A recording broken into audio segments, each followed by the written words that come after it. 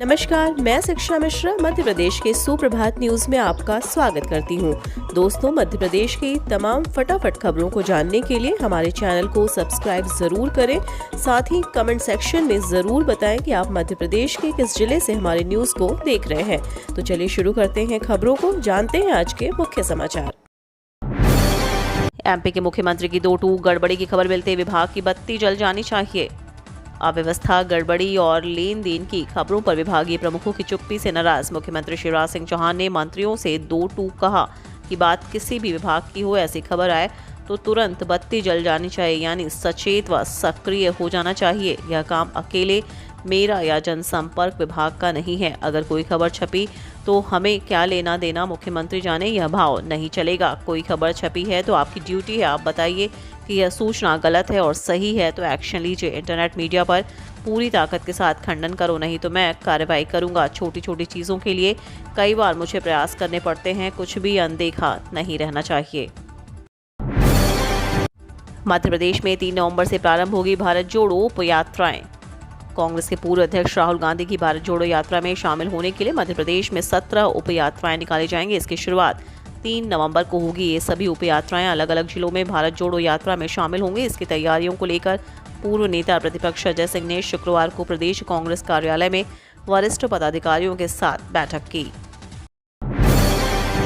मध्य प्रदेश का tiger state का दर्जा बरकरार और बढ़े बाघ।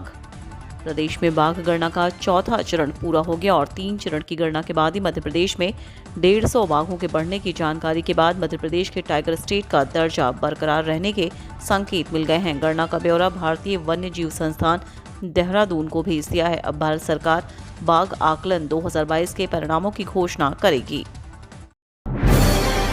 हाईकोर्ट ने कहा प्रत्येक प्रवेशी छात्र को 25-25 हजार हर्जाना राशि अदा करे।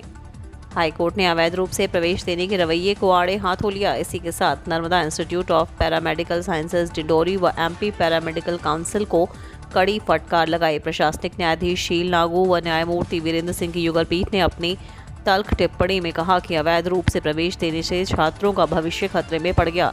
लिहाजा अवैध प्रवेश देने वाला Narmada institute of paramedical science Dindori प्रत्येक प्रवेशी छात्र को हर्जाने के रूप में 25-25 हजार रुपये अदा करे। यह राशि सीधे छात्रों के बैंक खाते में हस्तांतरित की जाएगी। इसमें कुल 50 छात्र हैं। मध्य प्रदेश में समर्थन मूल्य पर धान की खरीद 25 नवंबर से होगी। मध्य प्रदेश में न्यूनतम समर्थन मूल्य 2040 रुपये प्रति क्विंटल की दर पर धान की खरीद 25 नवंबर से प्रारंभ होगी। इसके लिए 1200 उपार्जन केंद्र बनाए जा रहे हैं। उपार्जन के साथ धान की मिलिंग भी कराई जाएगी। सरकार ने भंडारण व्यवस्था में भी परिवर्तन कर दिया है। इसमें गोदाम संचालक को 45 रुपये प्रति टन प्रति माह दिए जाएंगे। वहीं भंडारण अवधि में धान में आने वाली सूखत और गोदाम का संचालन भी राज्य भंडार गृह निगम करेगा। समर्थन मूल्य पर उपज बेचने के लिए 8 लाख किसानों ने पंजीयन कराया है। खदानें शुरू होने के बाद भी कम नहीं हुए दाम। 6,000 रुपये ट्रॉली बिक रही रेत।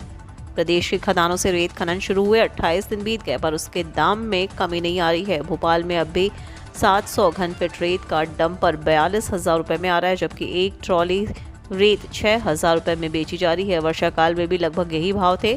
भाव अधिक होने के कारण भवन निर्माण लागत बढ़ी हुई है और निर्माणकर्ता परेशान है। खनिज विभाग के अधिकारियों से भी शिकायत हो रही है, पर राज्य सरकार दाम नियंत्रित करने की कोई प्रयास नहीं कर रही है।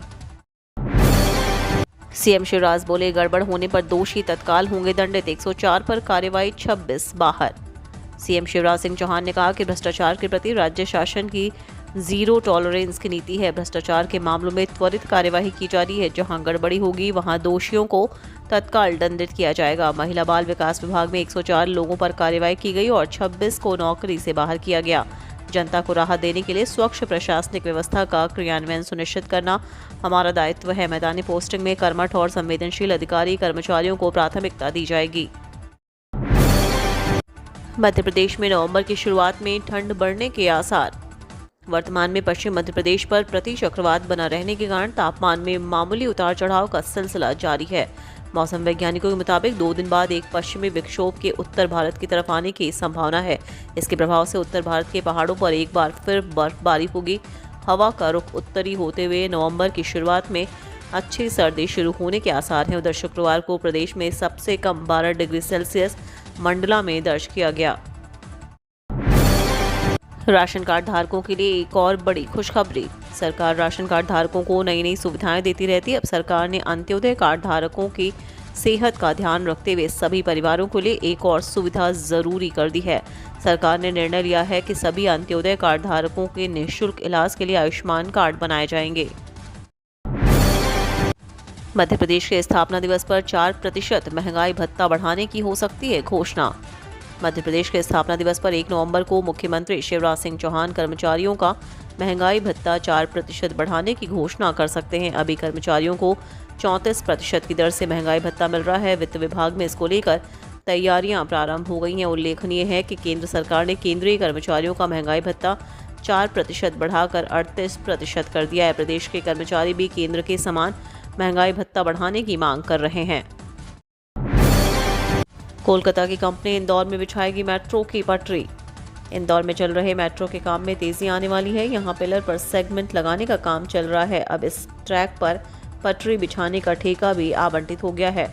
मेट्रो रेल कॉरपोरेशन द्वारा बुलाई गई निविदा में कोलकाता की company Texmaco rail and engineering limited ने सबसे कम 252 करोड़ की बोली लगाई है। करीब 2 माह बाद कंपनी काम शुरू कर देगी। 3 साल में कंपनी 31.5 किलोमीटर लंबे ट्रैक पर पटरी बिछा देगी। भोपाल का ठेका L&T को मिला है। गोपाल भार्गव बोले 1 साल में प्रदेश के ब्लैक स्पॉट खत्म कर देंगे। लोक निर्माण विभाग के मंत्री गोपाल भार्गव और सांसद शंकर लालवानी ने इंदौर में इंडियन रोड कांग्रेस के 2 दिवसीय अंतर्राष्ट्रीय सेमिनार का शुभारंभ किया। सेमिनार के शुभारंभ के अवसर पर लोक निर्माण विभाग मंत्री गोपाल भार्गव ने कहा कि हम 1 साल में प्रदेश के ब्लैक स्पॉट चिन्हित कर उन्हें खत्म कर देंगे। उन्होंने कहा कि हमारे यहाँ बैलगाड़ी चलाने वाले ट्रैक्टर चलाने लगते हैं। ज़रा सा गाड़ी का नॉलेज होते ही लोग कार चलाने लगते हैं। इसी दौरान गलती कर बैठते हैं। इस ओर परिवहन विभाग को भी ध्यान देना होगा। हम सभी को मिलकर काम करना होगा। मध्य प्रदेश में हुक्का बार बंद हुए तो डार्क वेब पर नशे का सौदा करने लगे युवा। मध्य प्रदेश में 2 अक्टूबर से शुरू हुए नशा मुक्ति अभियान में पुलिस ने हुक्का बार पर सख्ती से रोक लगा दी है। स्थानीय ड्रग्स डीलरों और नशे के तस्करों पर शिकंजा भी कसा गया, लेकिन नशे के शिकार युवाओं और अवैध कारोबारियों को इसका तोड़ डार्क वेब के रूप में निकाल लिया है। डार्क वेब पर नशा का सौदा होने की जानकारी साइबर क्राइम पुलिस को मिली है, लेकिन इसके सर्वर का ब्यौरा जुटाना पुलिस टीम के लिए बड़ी चुनौती का काम है। साइबर क्राइम पुलिस मानती है कि डार्क वेब एक ऐसा इंटरनेट माध्यम है।